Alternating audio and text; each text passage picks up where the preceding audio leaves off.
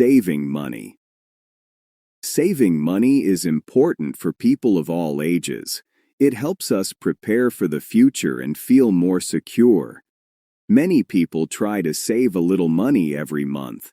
Even small amounts can help. A common place to save money is a bank account. Banks keep your money safe, and some accounts even give you interest. This means your money slowly grows over time. It's a simple way to build savings. People save money for different reasons. Some save for emergencies, like when a car breaks down or someone gets sick.